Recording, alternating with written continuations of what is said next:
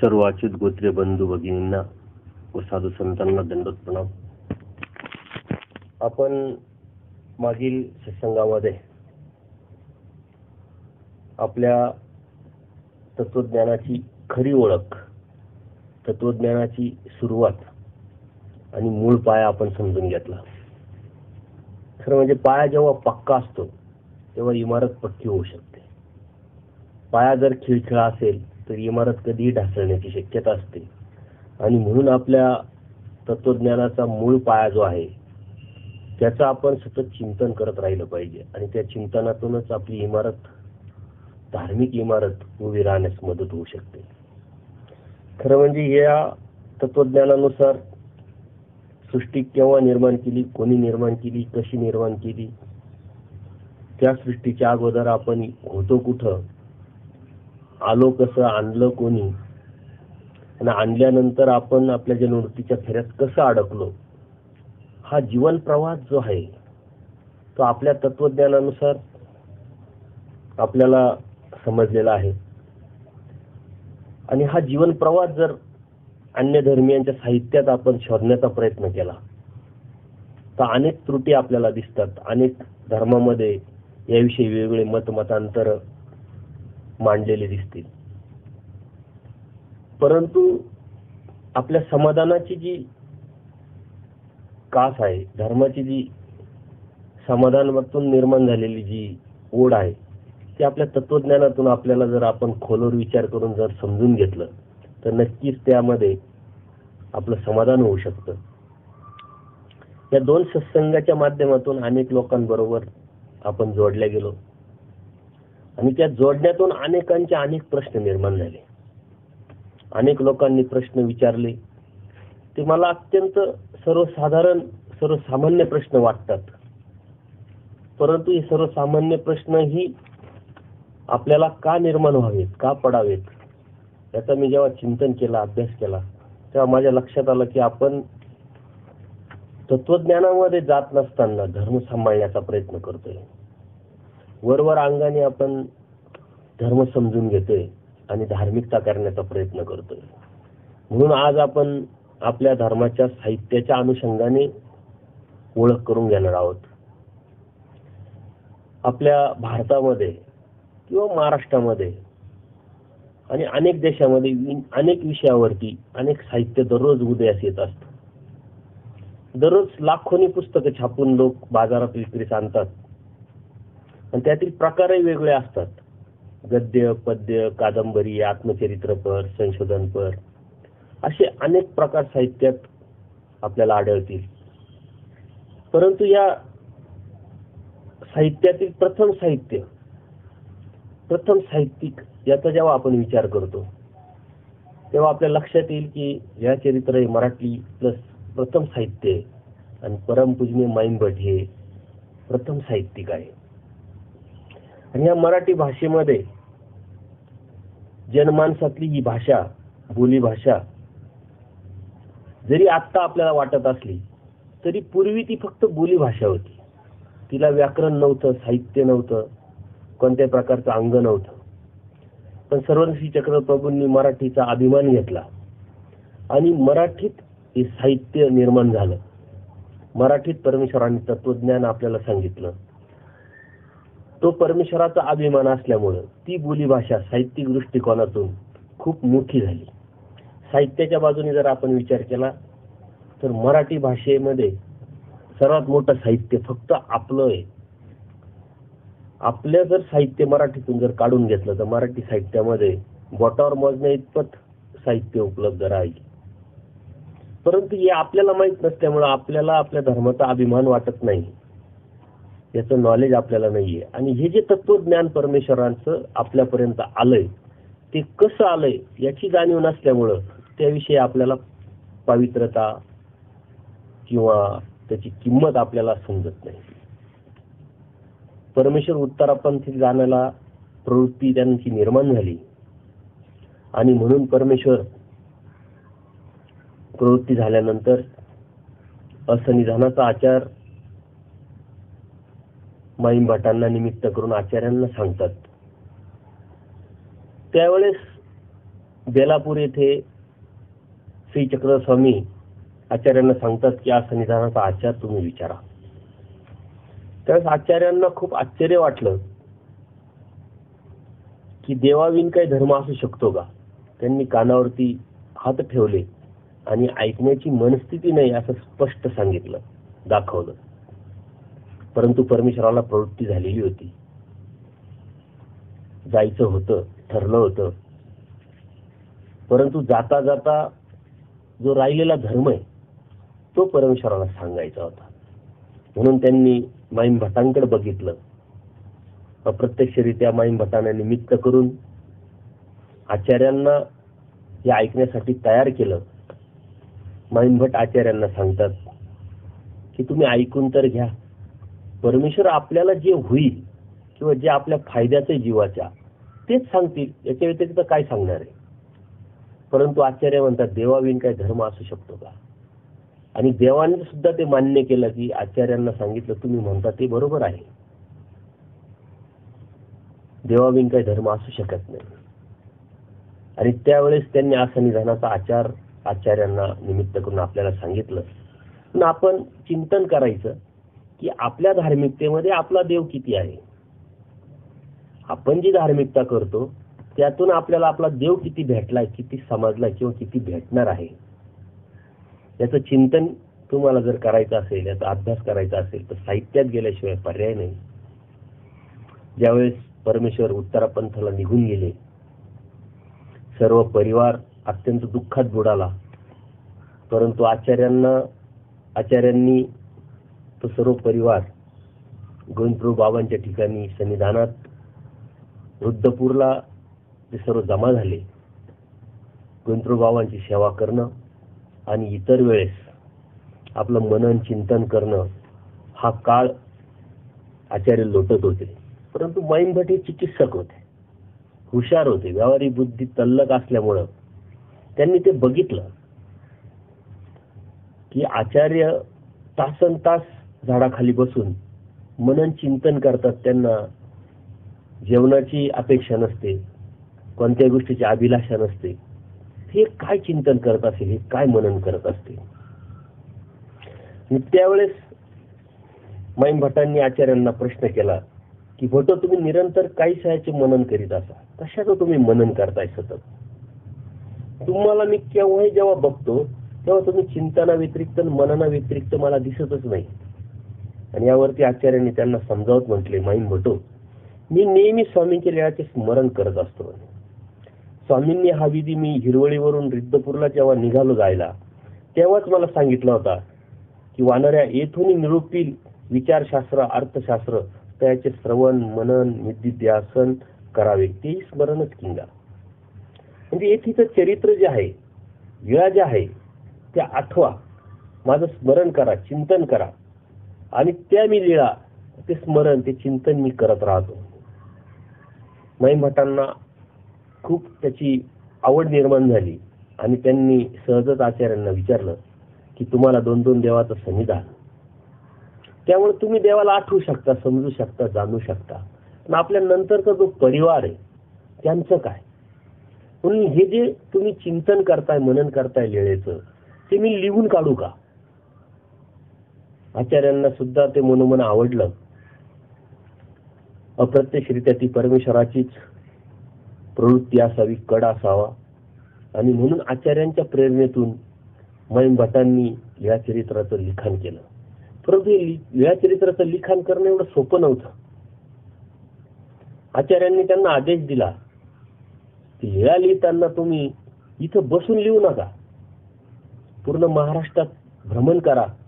ज्याप्रमाणे परमेश्वरांनी भ्रमण केलं, ज्या ज्या प्रसंगानुरूप, ज्या ज्या व्यक्तीच्या अनुषंगाने, निमित्ताने, ज्या ज्या ठिकाणी त्या लीळा घडल्या त्यांना ते विचारा, ते लिहून काढा, त्याची टाचणी करा, बांधणी करा. अशा पद्धतीनं माईम भट महाराष्ट्र भ्रमणाला निघाले आणि अनेक ठिकाणी जिथं जिथं परमेश्वर गेले होते त्या त्या ठिकाणी, त्या त्या भक्तांच्या ठिकाणी जाऊन त्यांनी परमेश्वराच्या लीळा संकलित केल्या. याच्यामध्ये मग अनेक शेतकरी असतील, कामगार असतील, सारे कष्टकरी लोक असतील, अशांना विचारून मैम भट्टांनी हे चरित्र तयार केलं. हे चरित्र तयार करत असताना आपली साधना पण त्यांनी सांभाळली. भिक्षा मागायची. ज्यावेळेस ज्यांना आपल्याला लीळा विचारायचे त्यांच्या टायमिंग नुसार, त्यांच्या वेळेनुसार त्यांना ते विचारायचं आणि ते लिहून काढायचं. ते लिहून काढल्यानंतर आचार्यांकडे त्यांनी ते आणून दाखवलं. त्यातलं जे योग्य होतं ते आचार्यांनी ठेवलं, जे अयोग्य होतं, जे मुखीचं नव्हतं ते काढलं. म्हणजे थोडक्यात शुद्ध प्रत तयार झाली. आणि ही शुद्ध प्रत परमेश्वर कृपेने या तत्वज्ञानाच्या माध्यमातून आपल्यापर्यंत हे धर्म आजपर्यंत परंपरेनुसार आलेला आहे. आपल्या पूर्वजांनी, आपल्या साधू संतांनी हा धर्म आपल्यापर्यंत आणण्यासाठी खूप कष्ट केलेले आहे. त्या कष्टाची जाणीव आपल्याला असणं अत्यंत गरजेचं आहे. ज्यावेळेस या कष्टाची जाणीव होईल त्यावेळेस त्या चरित्राविषयी, त्या साहित्याविषयी आपोआपच तुम्हाला आपले पण प्रेम वाटेल. त्याची पवित्रता राखण्यासाठी तुम्ही प्रयत्न कराल. मराठीतला आद्य ग्रंथ लीळाचरित्र आहे आणि ते लीळाचरित्र मराठी साहित्याचा शिरोमणी आहे. आणि ते लीळाचरित्राला ब्रह्मविद्याशास्त्र म्हटलं जातं आणि ते परमेश्वराचं शास्त्र आहे, परमेश्वराचं चरित्र आहे. आणि त्या परमेश्वराचे आपण भक्त आहोत. याची सहजच कल्पना करा. तुम्हाला खूप हा विचार सुद्धा खूप आनंददायी वाटेल. परंतु त्यात तुम्ही गेल्यानंतर तुम्हाला समजेल 12व्या शतकामधली व्यवहार पद्धत, सामाजिक पद्धत. खरं म्हणजे आजही काही लोकांना जर कशाचं संशोधन करायचं असेल सामाजिक परिक्रमेचं, तर लीळा चरित्राचा आधार घेतल्याशिवाय त्यांना पुढे जाताच येत नाही. आणि म्हणून अनेक साहित्यामध्ये तुम्हाला लीळा चरित्राचा संदर्भ घेतलेला आढळेल. मैम भट्टांनी जरी ते लिखाण केलं असलं तरी त्याला प्रेरणा आचार्यांची होती. आणि आचार्यांना परमेश्वराने प्रत्यक्ष वर दिला होता की हा फक्त आता येथेच बोलेल. म्हणजे परमेश्वराने त्यांना वर दिलेला असल्यामुळं अप्रत्यक्षरित्या परमेश्वराने ते लिखाण आपल्याला साठी आपल्यापर्यंत पोहोचण्यासाठी मैम भट्टांना निमित्त करून तयार करून घेतलं असं जर म्हटलं तर वावगं ठरू नये. या चरित्र तयार झालं. त्याचं लिखाण 1194 नंतर सुरू होऊन पुढे हे लिखाण 3 ते 4 वर्ष चाललं. त्याचं लिखाण रुद्रपूर येथे म्हणजे परमेश्वरपुराला वाजेश्वरी तालुका जिल्हा अमरावती या ठिकाणी आचार्यांच्या प्रेरणेतून मैम भट्टांनी ते लिखाण केलंय. त्यात नंतर अनेक पाठभेद आले, अनेक मतमतांतर आले, अनेक वासना आल्या. त्या मतमतांतरांमध्ये, त्या वासनेमध्ये आपल्याला जायचं नाही. आपल्याला एकच परमेश्वराची वासना काय, आपण का धार्मिकता करतो, कशासाठी करतो याचा विचार करून त्यातलं जे चांगलं आहे ते घेणं आणि आपली आध्यात्मिक प्रगती करणं हे आपल्या जीवनाचं ध्येय असलं पाहिजे. लीळाचरित्र हा खूप मोठा ग्रंथ आहे. त्याच्यात अनेक आता संशोधन चालू आहे. युनिव्हर्सिटीमध्ये, विद्यापीठांमध्ये सर्वात जास्त PhD महानुभाव संप्रदायावरती चालले आहे आणि आजपर्यंत झालेले आहे. किती संशोधन केलं तर साहित्यातले अनेक प्रकार फक्त महानुभाव साहित्यामध्ये तुम्हाला आढळतील. आणि म्हणून साहित्याच्या बाजूने जर आपण विचार केला तर आपल्या इतकं समृद्ध साहित्य कोणत्याच भाषेमध्ये आढळत नाही. आणि म्हणून अनेक साहित्यिकांना याचं आकर्षण वाटतं, ते साहजिक आहे. परंतु साहित्यिकांपर्यंत हे साहित्य जरी गेलं तरी त्यांना वेद आणि बोध परमेश्वराचा नसल्यामुळं त्यांच्या दृष्टीनं पाहिलेला धर्म, धार्मिकता, त्यांच्या दृष्टीनं बघितलेलं लीळाचरित्र आणि आपण परमेश्वराचा बोध झाल्यानंतर बोधवंत जे आहे, वेदवंत जे आहे, जे नामधारक आहे, जे वासनिक आहे किंवा जे अनुसरलेले, त्यांच्या दृष्टीतून लीळाचरित्र बघणं हा खूप वेगळा अनुभव आणि खूप वेगळी भाषा आहे, खूप वेगळं विषय आहे. परंतु साहित्यिकांनी हे साहित्य म्हणून बघितल्यामुळं त्यांना त्याची जी गोडी आहे, ती आवड आहे, ती वाटणं एवढं सोपं नाही. आपण ज्या आवडीनं ते वाचू शकतो, समजू शकतो, जाणू शकतो, ज्या आवडीनं आपण त्याचं चिंतन मनन करू शकतो, त्या आवडीनं साहित्यिक लोक ते करू शकत नाही. परंतु आपणही कुठंतरी त्या साहित्यिकांना आपलं तत्वज्ञान सांगण्यास कमी पडतोय आणि म्हणून या अडचणी निर्माण झालेल्या आहे.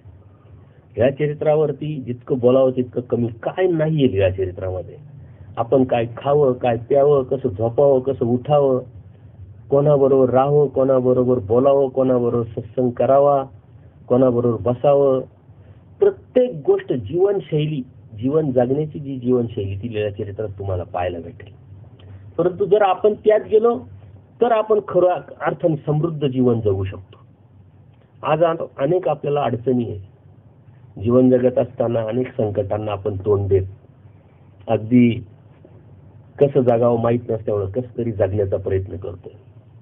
पण तुम्हाला जीवनाचा जर आस्वाद घ्यायचा असेल, जीवन काय हे समजून घ्यायचं असेल आणि त्या जीवनामध्ये समृद्धता निर्माण करायची असेल, वैचारिक समृद्धता, आचाराने समृद्धता, प्रत्येक गोष्टीमध्ये जर तुम्हाला प्रगल्भता निर्माण करायची असेल तर लीळाचरित्रामध्ये जा.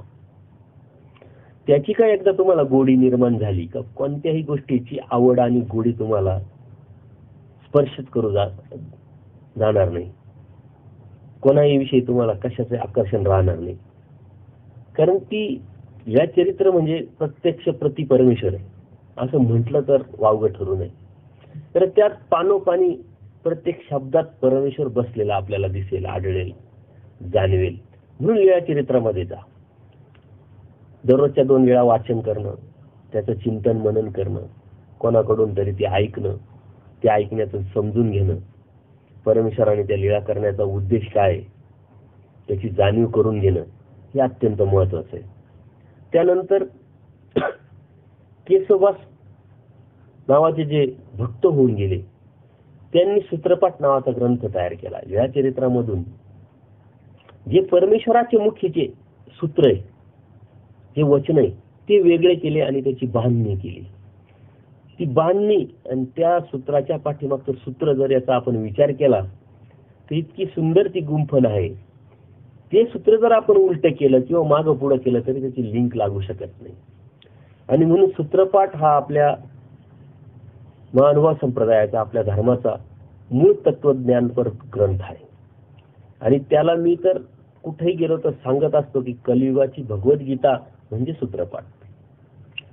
द्वापार युगाच्या भगवद्गीतेच्या पुढचं तत्वज्ञान आहे हे सूत्रपाठ. आणि म्हणून सूत्रपाठाचं वाचन करणं, दररोज चिंतन करणं अत्यंत गरजेचं आहे. आता तुम्ही म्हणाल वेळ नाही, वाचायचं कसं काय, खूप कामं असतात. परंतु कितीही कामं असेल, कितीही अडचणी असतील, तुम्ही असा कधीच विचार करत नाही का खूप काम आहे, चला आज जेवायला वेळच नाही, आपण जेवायचंच नाही.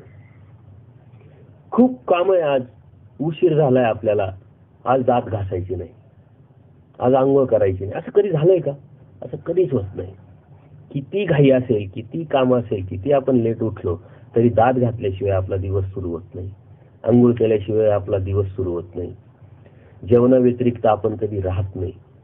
आणि मग अभ्यासाची वेळ, वाचनाची वेळ, चिंतनाची वेळ येते, त्यावेळेस आपल्या अनेक विषय व्यवस्था सुरू होतात. खरं म्हणजे आवड निर्माण झाली का आपोआप सवड निघते. ती आवड अत्यंत महत्वाची आहे. आणि म्हणून ती आवड लागण्यासाठी सुद्धा तुम्हाला एका दिवसात आवड लागणार नाही. दररोज थोडंसं वाचन, थोडंसं चिंतन, थोडासा संवाद, चर्चा जर केली तर त्यात आपोआपच आवड निर्माण होते. खरं म्हणजे आपल्या प्रत्येक गोष्टीला सवय लावावी लागते. आपण व्यायाम जर करायला लागलो तर शरीर एका दिवसात, एका मिनिटात किंवा एकाच महिन्यामध्ये आपण खूप काही व्यायाम करू शकत नाही. त्याला हळूहळू ती सवय लागून आपली कॅपॅसिटी वाढवावी लागते. तसंच जेवणाचं असेल, तसंच अभ्यासाचं आहे. आपल्या बुद्धीला सवय लागली पाहिजे विचार करण्याची. आपण विचारच करत नाही. विचार न करणं हा आपला मूळ बांधा आहे जीवाचा. अनादि अविद्ययुक्त असलेला हा जीव विचार करत नाही. पण विचार करायला लागला तर तो कशा पद्धतीने विचार करतो हे आपण एखाद्या सत्संगामध्ये घेणार आहोत. खूप सुंदर तत्वज्ञान परमेश्वराने आपल्याला सांगितलेलं आहे. आजचा आपला विषय साहित्याच्या अंगाने आपण अभ्यास करतो. या साहित्यात न गेल्यामुळं किती प्रश्न लोकांना निर्माण झाले, ते प्रश्न मला कसे विचारले हे मी तुम्हाला आज सांगणार आहे. सूत्रपाठात जा. दररोजचा सकाळी वेळात वेळ काढून 9 प्रकरणाचं पारायण करा. पारायण करणं म्हणजे घोक घेणं, कसं तरी उरकणं असं नव्हे. 9 प्रकरणं वाचण्यासाठी फक्त 10 ते 12 ते 15 मिनिटं लागतात. परंतु अत्यंत शांतपणे जर तुम्ही म्हटले तर त्याचा शब्द न शब्द तुमच्या कानावर जाईल, त्या कानातून मनापर्यंत, बुद्धीपर्यंत पोहोचेल आणि तुम्हाला खूप असा वेगळा आत्मानुभव आत्मानुभव जो आहे तो भेटल. वेळ जर असेल तर 9 प्रकरण कंपल्सरी दररोज म्हणायचं. वेळ असेल तर पुढचं प्रकरण घ्यायचं आचार. त्याच्यानंतर दुसऱ्या दिवशी 9 प्रकरण आचार मालिका. तिसऱ्या दिवशी 9 प्रकरण विचार. चौथ्या दिवशी 9 प्रकरण विचार मालिका. 5व्या दिवशी 9 प्रकरण दृष्टांत पाठ. अशा पद्धतीने आपण त्याचं पारायण चिंतन करू शकतो. बरं, सकाळीच बसल्यानंतरच करायचं असं काही नाही. जेव्हा वेळ भेटेल तेव्हा, दुपारी, सायंकाळी, सकाळी, जेव्हा वेळ भेटेल तेव्हा शांततेने तुम्ही दररोजचे एक प्रकरण घ्या, 5 सूत्र घ्या, 2 सूत्र घ्या. 1 सूत्राचा अनुभव जरी घेतला तरी खूप होऊ शकतं. पण ती सवय लावा. दररोजचं सूत्रपाठाचं पारायण करायला जेव्हा तुम्ही सुरुवात कराल तेव्हा वेगळ्या उंचीवर तुम्ही जाण्याचा प्रयत्न करताय हे परमेश्वराला जाणवेल आणि तुमच्यामध्ये सुद्धा खूप आमूलाग्र बदल घडून येईल. हे तुम्हाला नकळत घडेल. परमेश्वर सहाय्य करतील. म्हणून सूत्रपाठात जाणं अत्यंत गरजेचं आहे.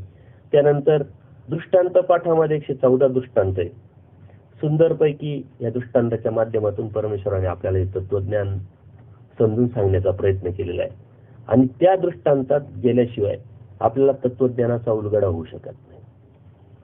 परमेश्वर कसा आहे, तो कसा अवतार घेतो हे परमेश्वराने दृष्टांत सांगितले. परमेश्वर तत्वज्ञान कसं या जीवाला सांगतात ते दृष्टांतातून आपल्याला सांगितलेलं आहे. मागच्या सत्संगामध्ये अनेक दृष्टांत आले. हत्तीचा दृष्टांत, डोळक्याचा दृष्टांत, गायी बांधल्याचा दृष्टांत, राडघडियाचा दृष्टांत, सुंदर असे दृष्टांत 100 बडकर 1.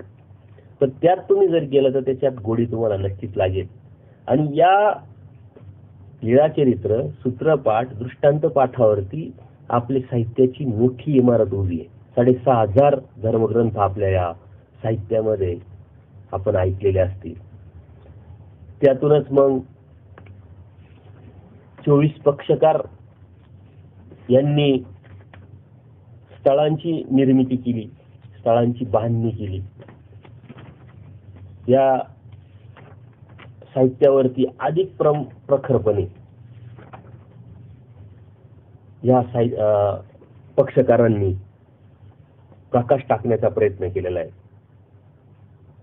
5 स्थळ आपण विचार करत असतो, परंतु 9 प्रकरण जे आहे पूर्वीपासून ते उद्धरण प्रकरणापर्यंत त्याला आपण लक्षण स्थळ म्हणतो. आचार स्थळ, विचार स्थळ, आचारबंद आणि विचारबंद याला 5 स्थळ पण म्हटल्या जातं. त्याच्यामध्ये 22 पक्षकार म्हणजे 22 जे अभ्यासू व्यक्तिमत्व आपले जे साधू संत होऊन गेले ते एकत्र बसले, त्यांनी चर्चा केली आणि त्या चर्चेतून एक बांधणी केली, एक चौकट बांधली साहित्याची. आणि त्यांनी त्या सर्व या चर्चेला 2 पक्षकारांनी बरोबर टाचणी करून, बरोबर बांधणी करून, बरोबर त्याला लिखाणात्मक स्वरूप देऊन ते स्थळ तयार केले. म्हणून 22 अधिक 2 असे 24 पक्षकारांचा या स्थळाच्या मध्ये उल्लेख आलेला आहे. आणि 1535 पक्ष म्हणजे प्रश्न यात विचारले गेलेले, त्याचे उत्तर आपल्याला तिथं सापडतात. खरं म्हणजे याच्यामध्ये अनेक मतमतांतर आहे. ते स्वामींच्या नंतर लीळाचरित्र लिहिलं, त्यानंतर सूत्रपाठ, त्यानंतर दृष्टांत पाठ आणि 3ऱ्या 4थ्या पिढीच्या नंतर स्थळ निर्माण झाले. म्हणजे हे परमेश्वर निर्मित नाहीये, असे अनेकांचे मतमतांतर आहे. परंतु आपण हे लक्षात घेतलं पाहिजे की आजचा साधक आणि 700 वर्षापूर्वीचा साधक, त्यांची योग्यता, त्यांची पात्रता किंवा आपली आजची योग्यता आणि त्यांची पात्रता याच्यात जमीन आसमानचा फरक आहे. त्यांना जे प्रश्न निर्माण झाले ते आपल्याला पडू शकत नाही आणि ते ज्या पद्धतीने उत्तर देऊ शकतात ते उत्तरही आपल्या कुवतीच्या, आपल्या योग्यतेच्या बाहेरचे आहे. आणि म्हणून साहित्यावरती, परमेश्वराच्या या तत्वावरती ज्यांनी ज्यांनी लिखाण केलं त्यांचं जे योगदान आहे ते आपल्याला नाकारता येणार नाही. तुम्ही मानता न मानता याला काही अर्थ नाहीये. आपल्या मान्याला न मानण्याला काही अर्थच राहत नाही. त्याच्यात काय आहे हे आपण जा समजून घ्या, मग ती गोडी निर्माण होईल. मग आपल्याला समजेल की नेमकं आहे काय त्याच्यामध्ये. आणि म्हणून या 5 स्थळाच्या माध्यमातून साहित्याचा हा डोलारा उभा राहिला. त्यानंतर आपल्या साहित्यामध्ये सातीग्रंथ नावाचे जे ग्रंथ आहेत त्याचंही अनन्यसाधारण असं महत्व आहे. रुक्मिणी स्वयंवर, शिशुपालवध, वच्छाहरण, उद्धव गीता, सह्याद्री वर्णन, ज्ञान प्रबोध, रिद्धपुर वर्णन, मूर्ती प्रकाश, हे 8 ग्रंथ जरी असले तरी या साती ग्रंथामध्ये रुक्मिणी स्वयंवर किंवा मूर्ती प्रकाश असा क्रम लावला जातो, म्हणून त्याला साती ग्रंथ म्हटलं जातं. या अशा अनेक ग्रंथांच्या माध्यमातून तात्विक विवेचन आपल्या साहित्यामध्ये आढळून येतं आणि याच्यामध्ये अनेक साहित्यिकांचं योगदान लाभलेलं आहे. त्यानंतर श्री चक्रधर निरूपित श्रीकृष्ण चरित्र पण आहे.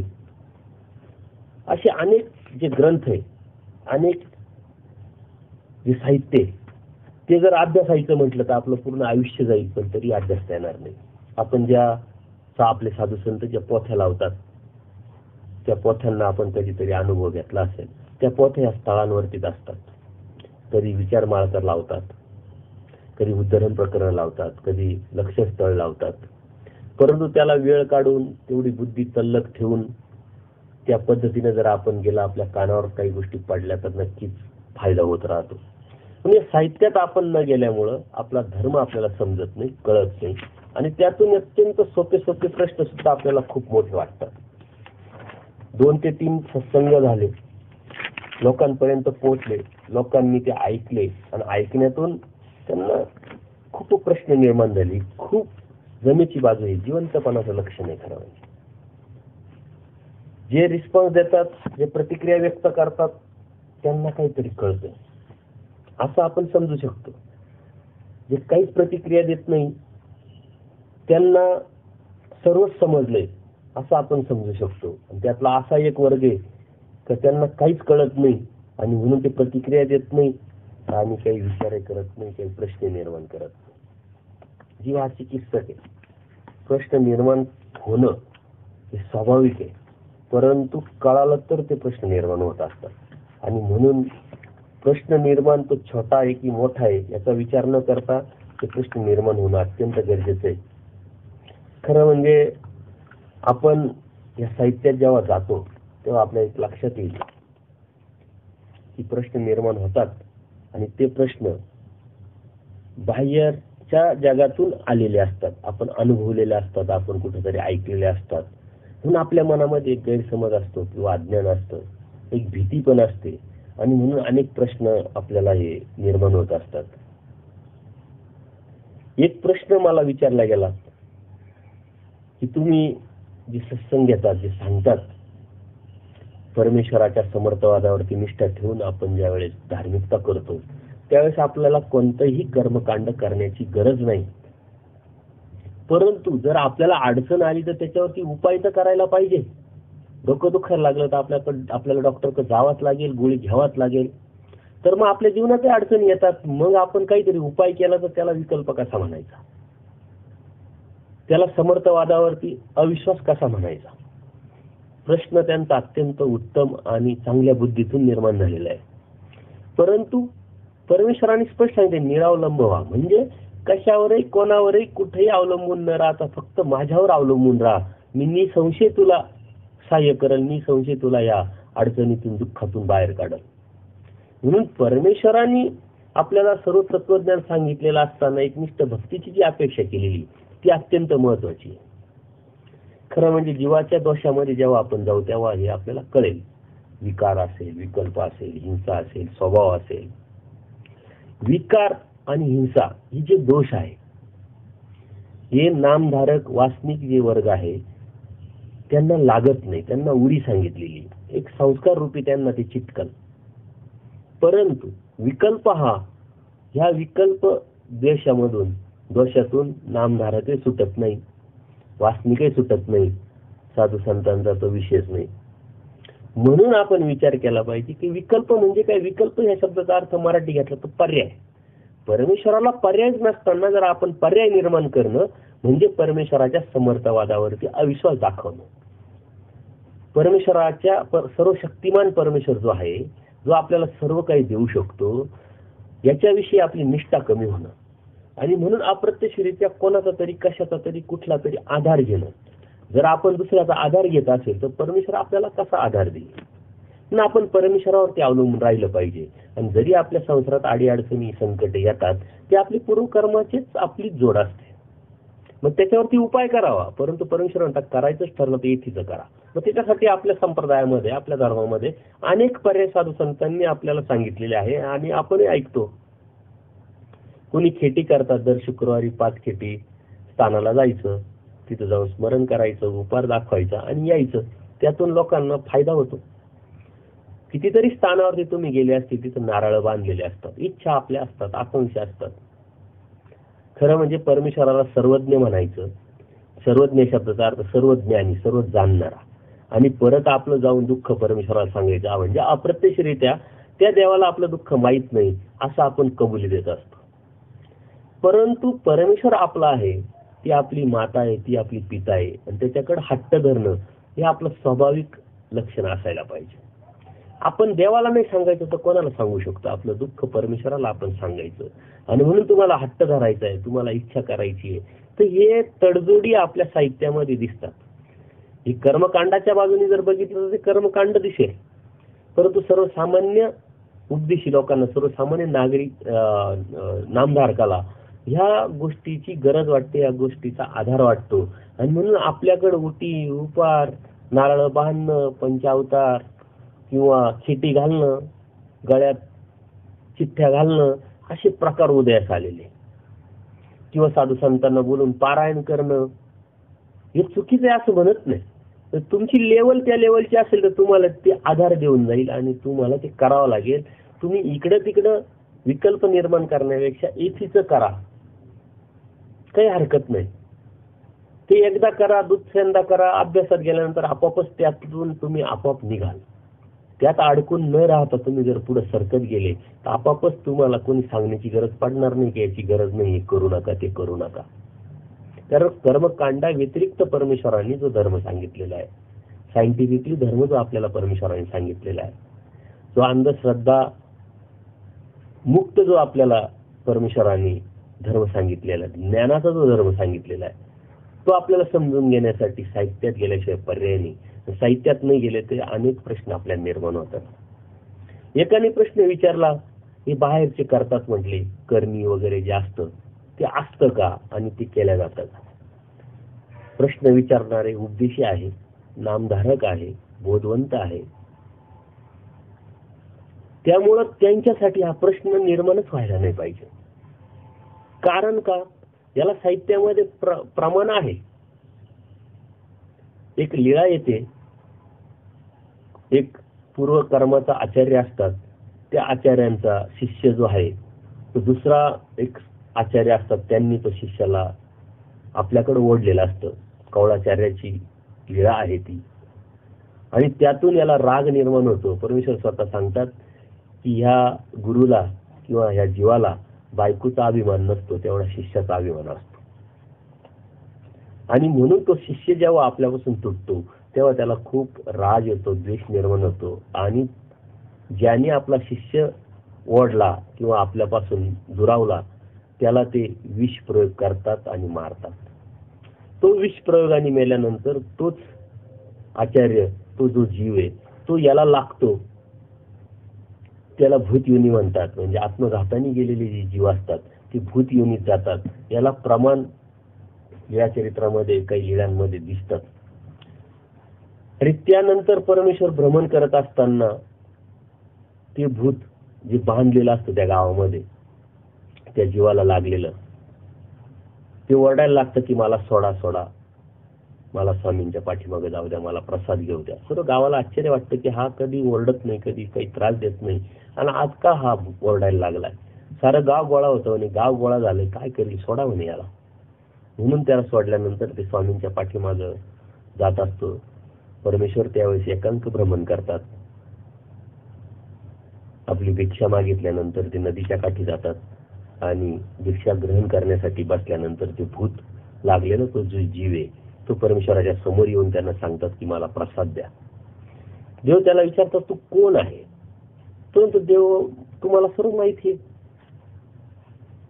मग मला माहित आहे पण या लोकांना माहित नाही म्हणे, म्हणून तू सांग म्हणे. आणि मग तो सर्व कथा सांगतो.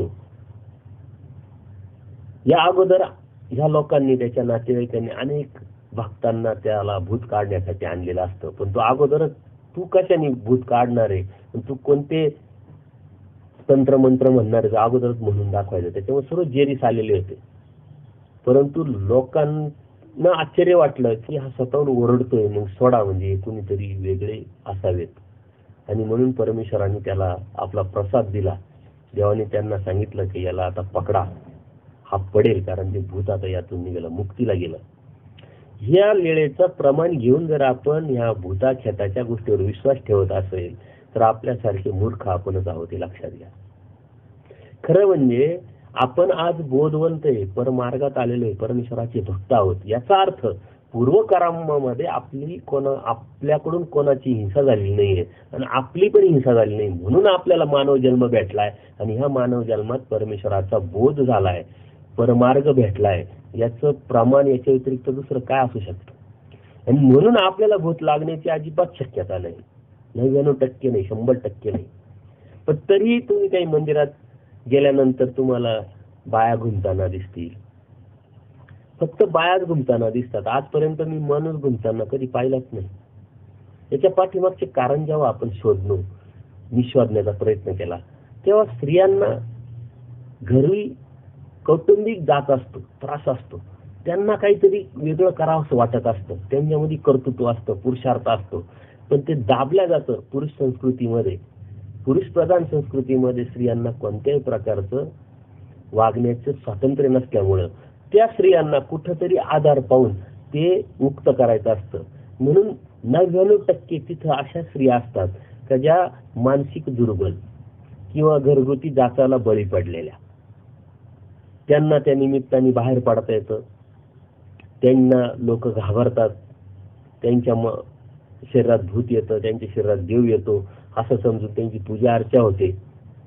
आणि त्या निमित्ताने त्यांना स्वतःचं राग जो असतो मनातला तो मुक्त करता येतो, मोकळा करता येतो. 1-2% असू शकतात. प्रत्येक गोष्टीला जसा अपवाद असतो तसा अपवाद असू शकतो. परंतु एखादा उपदेशी आहे, त्याला बोध झालाय, तो दररोज स्मरण चिंतन करतो, स्थानाला जातो, वाचन करतो, त्याला ह्या गोष्टी लागणं येणं हा अनुभव शक्यच नाही, असं माझं स्पष्ट मत आहे. आणि म्हणून यातून तुम्ही डोक्यातून बाहेर करून टाका की आपल्यावर कोणतरी करणी करल, आपल्याला कोणतरी बाहेरचं करल, आपल्याला बाहेरचं असतं का, असू शकतं का. खरं म्हणजे जेव्हा तत्वज्ञानात जातो, परमेश्वर तत्वज्ञान आपल्याला समजून आपण घेतो, तेव्हा ह्या प्रश्न आपल्या बुद्धीला स्पर्शच झाला नाही पाहिजे. त्याच्यामुळे यातून तुम्ही बाहेर पडा. हे कोणत्याही प्रकारचं काम नाही, कार्य नाही. लग्न जुळवण्यासाठी काय करावे असे प्रश्न निर्माण झाले. आता लग्न जुळवण्यासाठी समाजात फिरावं लागतं, समाजात राहावं लागतं आणि गरजेनुसार मुला मुलींचे लग्न जुळतात. तो योग पण असतो आणि प्रयत्न पण असतो.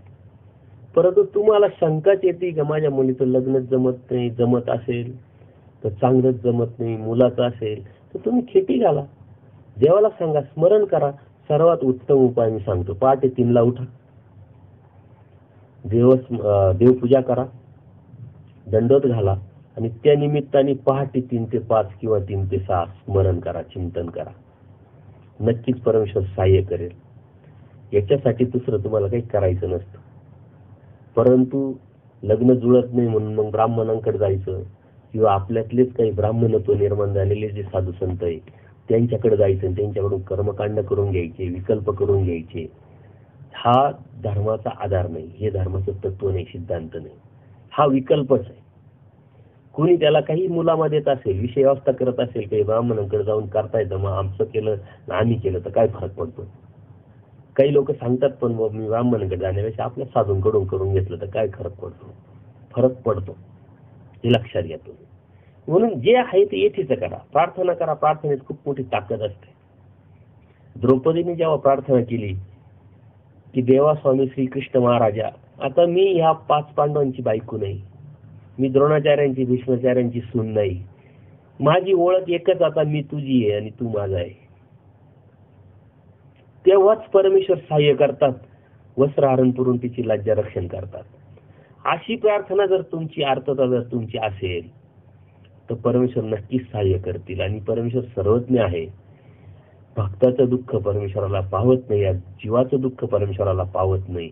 आणि म्हणून या दुःखातून काढण्यासाठी परमेश्वर सृष्टी निर्माण करतात, देवतेला कामाला लावतात, स्वतः अवतार घेऊन वाडोवाडी फिरून हे तत्वज्ञान सांगतात.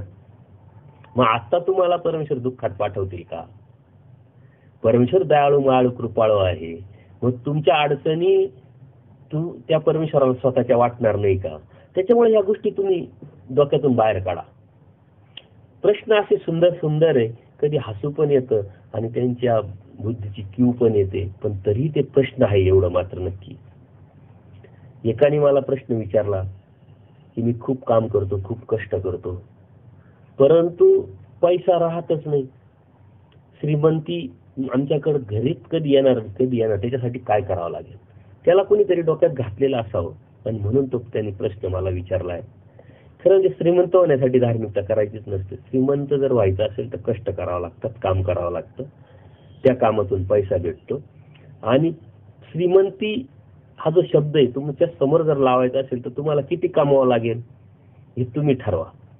कारण त्या आकड्याला काही मर्यादा नाही. 1 कोटी 2 कोटी 5 कोटी 50 कोटी त्याला काहीच मर्यादा नाही. ज्याच्याकडे 50 कोटी तो बी भिकारी आज आपल्याला दिसेल. समाधानच नाही तर तो भिकारी प्रमाणात वागतोय.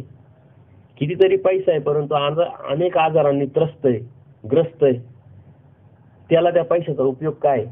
आपलं तत्वज्ञान काय आहे? आपलं निवृत्तीचं तत्वज्ञान आहे, याच्या पलीकडे जाण्याचं तत्वज्ञान आहे, अदृष्टपराकडे जाण्याचं तत्वज्ञान आहे. खरं म्हणजे तुम्ही नामधारक आहात. परमेश्वराचे जे नाम तुम्हाला भेटले ना, तुमच्यासारखी श्रीमंती आहे जगात कोणाकडेच नाहीये. आजचे जे आपले भारताचे पंतप्रधान आहे त्याच्यापेक्षा तुम्ही श्रेष्ठ आहात. का? तर तुम्हाला बोध आहे, त्याला बोध नाही. तुम्हाला परमेश्वराचा पत्ता आहे, त्याच्याकडे पत्ता नाहीये.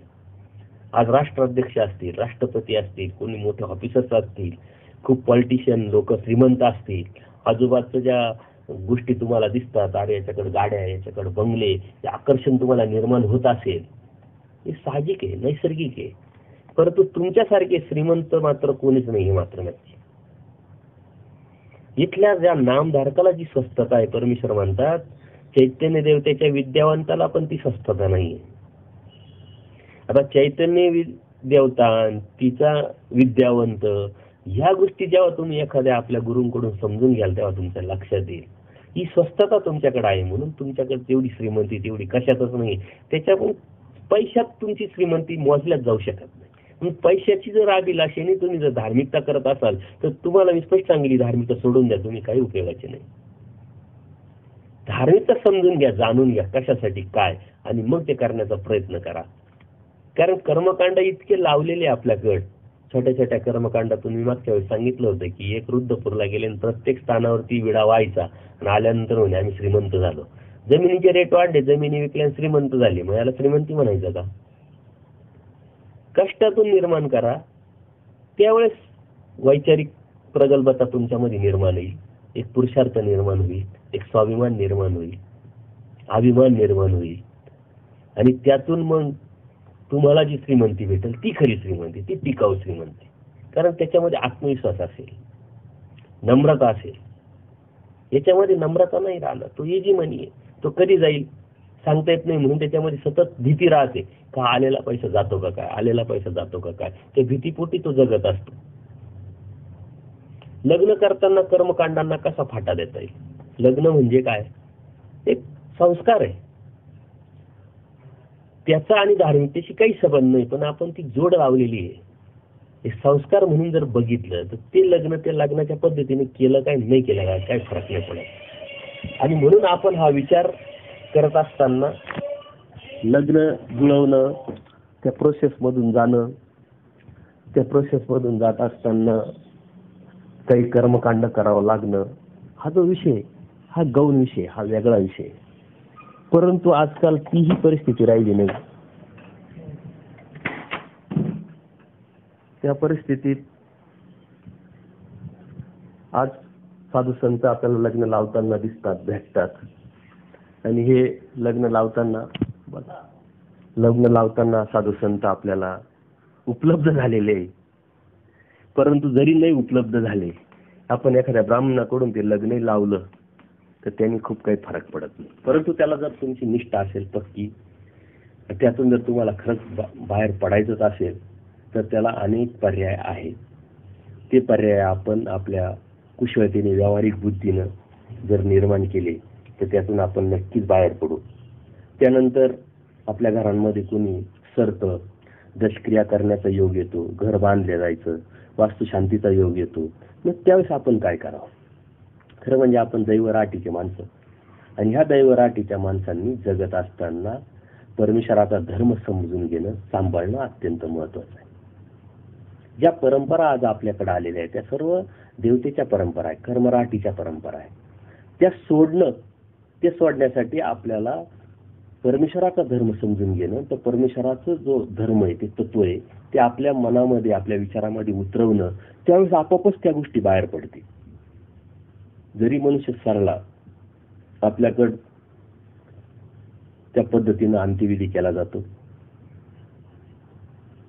भूमिदाग दिला जातो, त्यानंतर सुतक पाळण्याची अजिबात गरज नाही. मग तो दीक्षित असो, नामधारक असो किंवा वासनिक असो.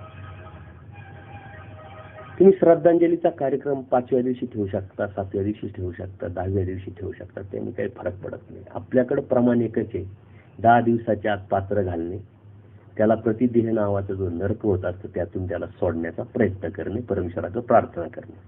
खरं म्हणजे तो जगलेत असताना त्यांनी जी धार्मिकता केली आहे तीच त्याच्याबरोबर येणार आहे, काहीही त्याच्याबरोबर जाणार नाही आणि जात नसतं. मग त्यांनी जे नेलेलं आहे त्याच्यातूनच त्याची सुटका होणार आहे. आपण काही केल्याने कशाची सुटका होत नाही. परंतु प्रतिदेह नावाच्या नरकाला जर पर्याय परमेश्वराने साहित्यामध्ये दिलाय तर तेवढंच आपल्या हातात करणं आहे. त्याच्यामुळे कोणते कर्मकांड करण्याची गरज नाही, पिंड पाडण्याची गरज नाही. पिंड म्हणजे शरीर, आणि ते शरीर आपल्या कर्मातून आपण परमेश्वराला वाहिलेलं असतं. पिंड पाडू नका, न्हाव्याला बोलून केस कापू नका आणि सुतकही पाळू नका, काही गरज नाही. आणि 10व्या दिवसानंतर त्या जीवाच्या निमित्ताने महिने घालणं, वर्ष श्राद्ध घालणं, ही काही करण्याची गरज नाही. कारण जन्माला आला मनुष्य मरतून मेलेला मनुष्य जन्माला येतो, तर तुम्ही हे का आणि कशासाठी करताय? म्हणून धर्म परमेश्वराचा जो आहे तो जर आपण समजून घेतला तर आपोआपच आपल्याला या गोष्टीपासून दूर जाता येईल. आणि आपल्या ज्या गोष्टी निर्माण झालेल्या आहेत परंपरेच्या माध्यमातून, धर्म समजून जेव्हा घेतो तेव्हा आपोआपच ते दूर जात असतो. हे करत असताना अनेक प्रश्न निर्माण होतात, लोक प्रश्न पाठवतात, परंतु आपला धर्म आपण जर समजून घेतला, जाणून घेतला तर आपल्या लक्षात येईल का जगत असताना खूप छोट्या छोट्या गोष्टी आपण पाळू शकतो.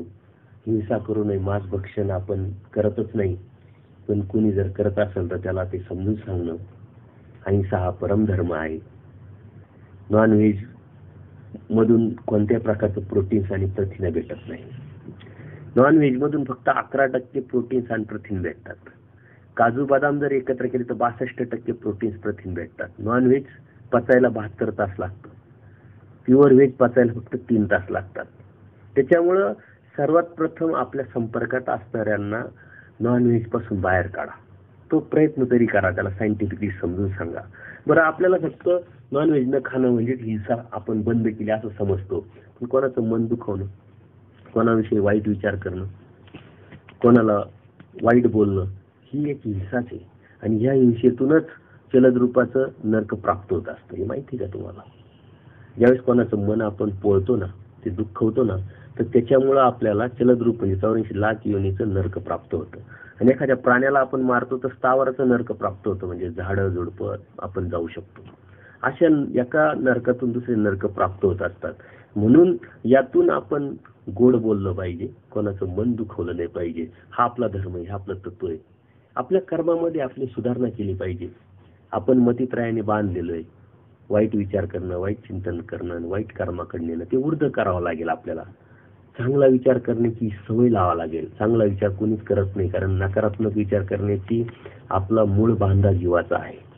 त्याला होकारात्मक विचार करण्याची सवय लावावी लागेल, आणि तेव्हा तो सवय केल्यानंतर आपल्याला पुढे जाता येईल. कोणत्याही देवतेचे आपण प्रसाद का खात नाही, निमित्ताने केलेलं अन्न का खात नाही, ते जाड्य निर्माण होतं. एक भक्त असतो, तो देवतेचा भक्त असल्यामुळे तो दररोज सकाळ दुपार संध्याकाळ देवतेची खूप चांगली भक्ती करत असतो, आणि त्या चांगल्या भक्तीतून तो उदयास पण येत असतो. परंतु काय होतं का गावामध्ये त्याचं नाव होतं की अरे चांगला पुजारी आहे. मग एक प्रतिष्ठित माणसाकडं काहीतरी कार्यक्रम असतो. ओ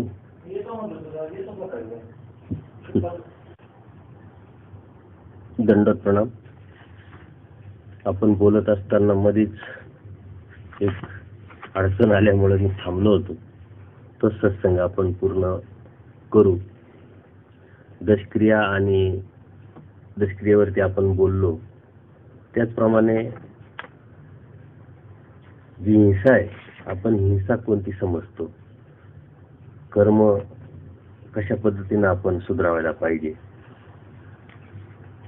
परत आपण श्राद्ध पित्तर जे घालतो ते घालण्याची काही आवश्यकता नाही, कारण तो आपला धर्मच नाही. पितृपाठ जे आहे ते अन्य लोक काय करतात, आपले पूर्वज जे गेलेले असतात त्यांच्या निमित्ताने ते पितृपाठ करत असतात. आणि हे पितृपाठ करत असताना ते दरवर्षी त्या निमित्ताने अन्नदान करतात किंवा खाऊ घालतात. आणि ते कोणाला खाऊ घालतात, एक नरकात गेलेल्या कावळ्याला, का ज्या कावळ्याला अशुभ समजलं जातं हिंदू धर्मामध्ये. जर तो आपल्याला स्पर्श करून गेला तर आपण आंघोळ करतो, त्याचं दर्शन आपल्याला अशुभ वाटतं. परंतु अशा वेळेस मात्र कावळा हवासा वाटतो. हे काय गोड बंगाल आहे. जर आपण अभ्यासलं तर आपल्याला हास्यास्पद गोष्टी लक्षात येतील. आणि यातूनच काही समाजाने आपली दुकानदारी थाटलेली, त्यातून आपल्याला बाहेर पडण्यासाठीच परमेश्वर अवतार घेत असतात. म्हणून हे पित्र झाले, वर्षश्राद्ध झालं, महिना झालं, किंवा जागरण गोंधळ भंडारा, ह्या ज्या गोष्टी आहे त्या आपण करण्याची गरज नाही.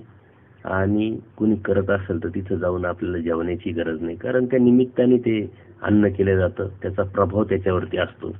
हे आपण अगोदर बोललेच आहे. परंतु काही लोकांनी प्रश्न विचारले की आमच्या घरामध्ये पहिलंच लग्न असतं आणि मग ती परंपरा आहे, कुलदैवताचं करावं लागेल. मी मागच्याच वेळेस बोललो होतो, परमेश्वरच कुळ आहे, परमेश्वरच मूळ आहे. कारण सृष्टी त्यांनी निर्माण केली.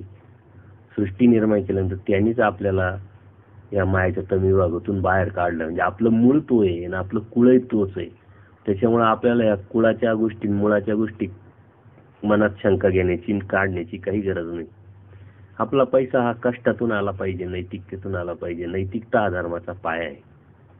आपण सामाजिक जीवनात, कौटुंबिक जीवनात, व्यावसायिक जीवनात जितकी नैतिकता तुम्ही सांभाळाल तितकं तुम्ही धर्म चांगल्या पद्धतीने सांभाळू शकता. सामाजिक जीवनामध्ये, व्यावसायिक जीवनामध्ये तुम्ही नैतिकता जर सांभाळत नसेल तर धर्म काय तुम्ही सांभाळणार आहे. आणि म्हणून धार्मिकतेचा मूळ पायाच नैतिकता आहे. काही लोक आम्हाला सांगतात, नाही बाबा आम्हाला व्यापार करत असताना खोटं बोलावंच लागतं. कशाला खोटं बोलावं लागतं. एखादी वस्तू तुम्ही विकत घेतली आणि ती तुम्हाला विकायची आहे, तुम्ही ठरवून घ्या 15%, 20%, 25% प्रॉफिट आपल्याला भेटायला पाहिजे ना. लालच निर्माण होऊन देऊ नका.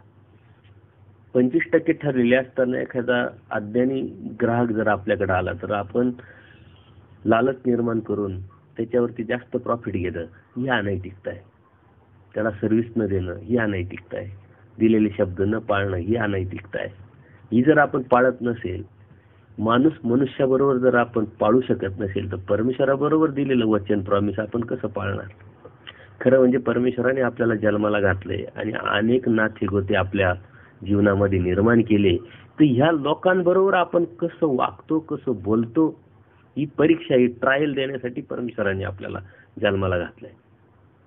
आपण इथं माणसाबरोबर प्रेमाने वागलो तर देवाबरोबर प्रेमाने वागेल. माणसाबरोबर नैतिकतेने वागला तर परमेश्वराबरोबर नैतिकतेने वागेल. माणसाला दिलेला शब्द जर पाळला तर परमेश्वराबरोबर दिलेला शब्द हा जीव पाळू शकतो. इथंच जर पाळत नाही तर तो अदृष्टपराकडे कसा पाळेल. आणि म्हणून आपण इथं कसं वागतो, कसं बोलतो, कसं राहतो, कोणत्या विचाराने राहतो, किती प्रगल्भ विचाराने राहतो, किती बोल्ड विचाराने राहतो, त्याच्यानुसार आपल्याला धर्म समजणं, धर्म भेटणं अवलंबून असतं. म्हणून आपल्या विचारामध्ये प्रगल्भता, वैचारिकता निर्माण करणे अत्यंत गरजेचं आहे. नैतिकतेतून, कष्टातून जो पैसा तुम्ही मिळवता त्यातून जर क्रिया केली तरच परमेश्वर स्वीकारतात. तुम्ही अनैतिक पैसा निर्माण केला आणि लाखोच्या जर पंक्ती घातल्या तर कोणीही स्वीकारू शकत नाही. उलट तुमच्या अन्नाने साधू संत जे स्वीकारतात ते बी मळून जातील आणि दोषाला तुम्ही पात्र व्हाल. परमेश्वर स्वीकारायचा तर विषयच राहिला नाही. कारण कष्टातून मिळालेला जो पैसा आहे त्यातून केलेली क्रिया हीच परमेश्वर स्वीकारतात.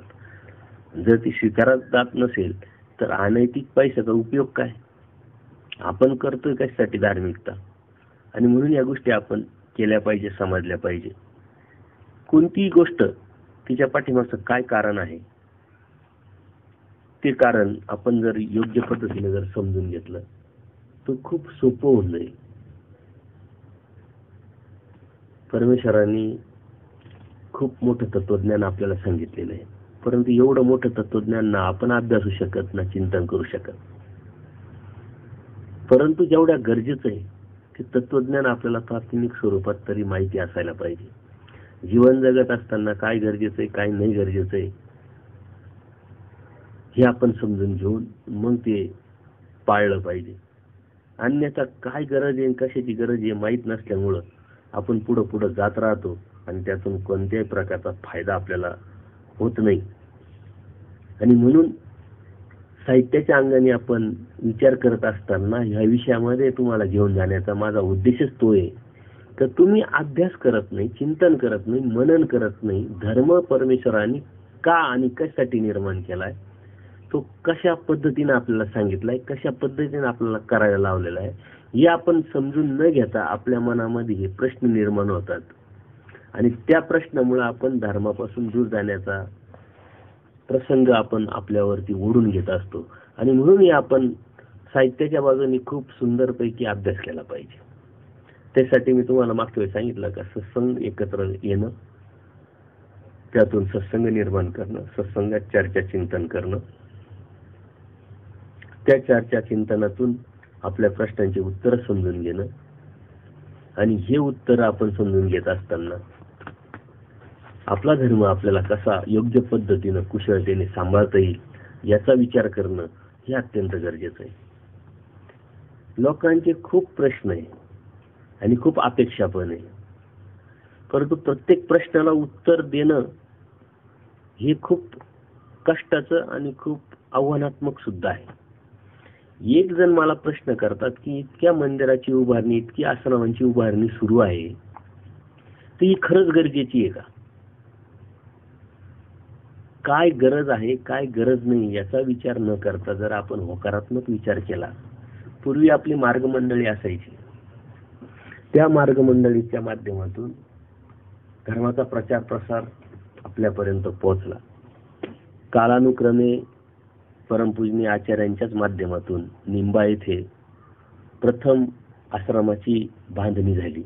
जे अशक्त आहे, जे फिरू शकत नाही, जे आजारी आहे, जे वयस्कर लोक आहे, वृद्ध आहे, त्यांच्यासाठी त्या उद्देशाने आचार्यांनी पहिला मठ, पहिला आश्रम तयार झाला. परंतु कालानुक्रमे यात खूप बदल झाला. अनेक आश्रम तयार झाले वेगवेगळ्या परिसरामध्ये.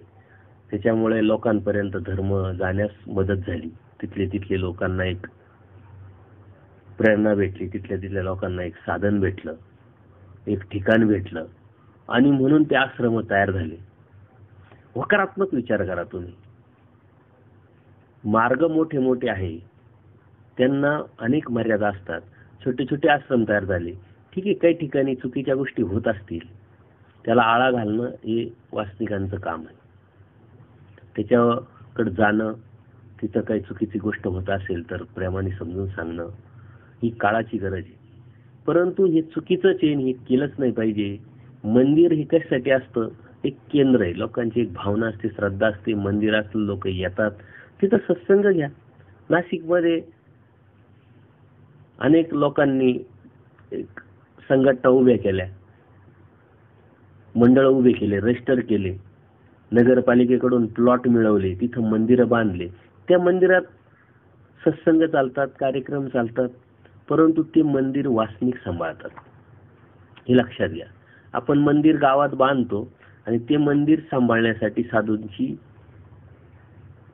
शोधणी सुरू करतो आणि ते साधू संत त्यांना आणल्यानंतर मग त्यांचे दोष पाहायला सुरुवात करतो. आपणच त्यांना तिथं आणलेलं आहे, काम करायला लावलेलं आहे, अपेक्षा आपण वाढल्या, त्यामुळे ही अडचणी निर्माण होतात. तुम्हाला वाटतंय ना, तुम्ही मंदिर बांधा, मंदिर सांभाळा, काय अडचण आहे? मंदिर सांभाळणं म्हणजे काय दिवसभर तिथं बसावं लागतं का? सकाळ संध्याकाळची देवपूजा करायला तुम्ही जाऊ शकता, तिथं आरतीला जाऊ शकता. आजूबाजूचे बरेचसे ज्येष्ठ नागरिक असतात, त्यांच्या जबाबदारी जर सोडली तर ते सांभाळू शकतात. अन्य संप्रदायामध्ये किंवा अन्य लोकांमध्ये प्रत्येक एरियामध्ये मंदिर असतात आणि ज्येष्ठ नागरिक ते मंदिर सांभाळतात. काय करायचं असेल त्यांच्या पद्धतीने धार्मिकता करतात. तसे आपले लोक करू शकत नाही का? म्हणून मंदिर बांधल्या जात आहे. मंदिर एक साधन आहे आणि त्या साधनाच्या माध्यमातून साध्यापर्यंत पोहोचण्यासाठी त्याचा वापर होतोय. फक्त त्याच्या मर्यादित वापर होणं, त्याचा चांगल्या पद्धतीनं होकारात्मक विचार करून समाजाला त्याचा जास्तीत जास्त उपयोग करून आणणं हे महत्वाचं असतं. खरं म्हणजे तिथं कोण आहे आणि ते कसे आहे, ते किती विचाराचे प्रगल्भ आहे, त्याच्यावरती आजूबाजूचा परिसर धार्मिकतेला किती चांगला होऊ शकतो हे आपण समजू शकतो. आणि म्हणून काय गरज आहे काय गरज नाही याचा विचार न करता जे जे चाललंय ते कसं आपल्याला पुढे नेता येईल, चांगल्या पद्धतीने त्याचा वापर कसा धर्मासाठी करता येईल हा आपण विचार केला पाहिजे. खरं म्हणजे हा जीव जो आहे अनादियुक्त असल्यामुळं अधमती अधगती अधरती चुकीचा विचार करतो, नकारात्मक विचार करतो. हा त्याचा मूळ स्वभाव आहे. परंतु ह्या मूळ स्वभावातून आपल्याला बाहेर पडणं म्हणजे धर्म आहे. धर्म आपण काय समजतो? आपल्यामध्ये बदल करणं, ऊर्ध्वगतीचा बदल करणं, चांगला बदल करणं, आपल्या स्वतःचं हित कशात हे समजणं, समजून घेणं आणि त्या रस्त्याने लागणं. धर्म म्हणजे काय कर्मकांड नव्हे. चांगलं बोलण्यासाठी कशाला लागतं कर्मकांड? सत्यता पाळण्यासाठी कशाला लागतं कर्मकांड? चांगलं बोलण्यासाठी काही नारळ घेऊन आपल्याला विडा व्हायला लागतो का? मंदिरात जावं लागतं का? प्रत्येक ठिकाणी चांगलं बोलू शकतात. एक महानुभावांची ओळख समाजामध्ये निर्माण करू शकतात. पूर्वी समाजामध्ये महानुभावांची चांगली ओळख नव्हती. लोक म्हणायचे महानुभावांचं तोंड पाहिलं तर काम होणार नाही. ती बदलण्याची ताकद, ती बदलण्याची शक्ती तुमच्याकडे आहे. तुम्ही समाजाला तुमचा धर्म कसा आहे हे तुमच्या वागण्यातून, तुमच्या बोलण्यातून, तुमच्या राहणीमानातून, तुमच्या कृतीतून, तुमच्या व्यवहारातून दाखवू शकता.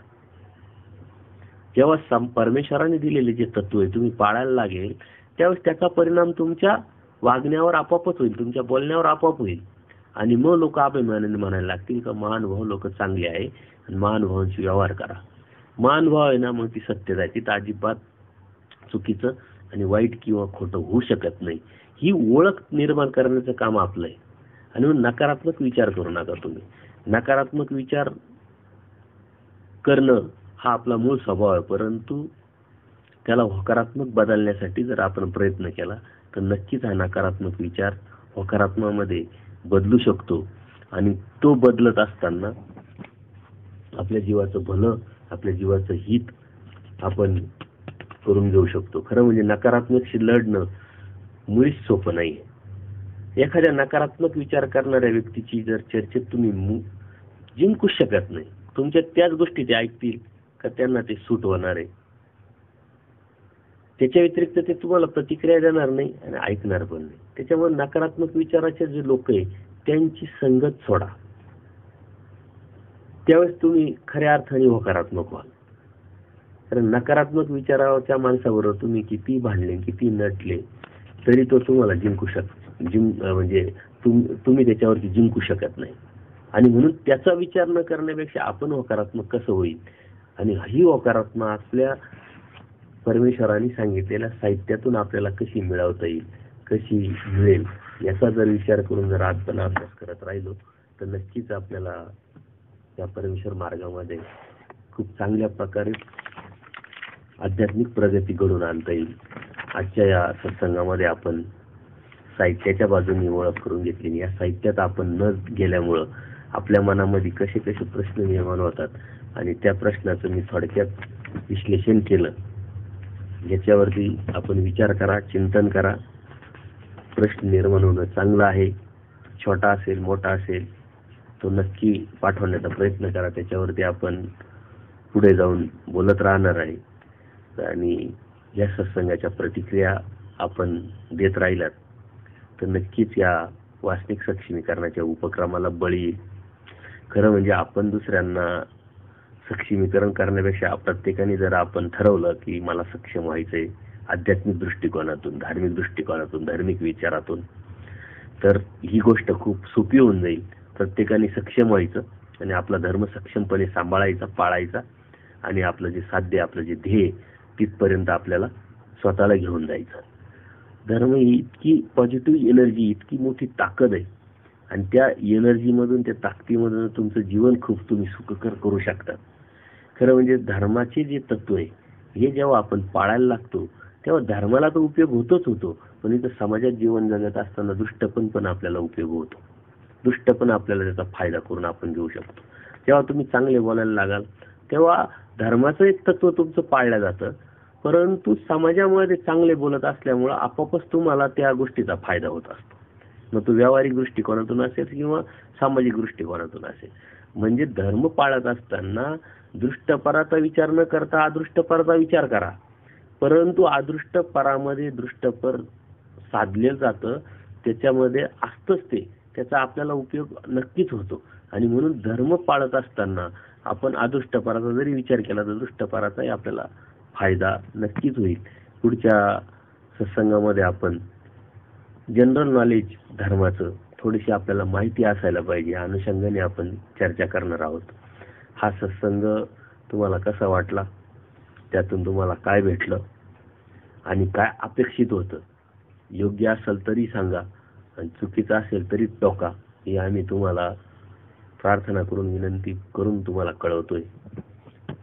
दंडोत प्रणाम, दंडोत प्रणाम, दंडोत प्रणाम.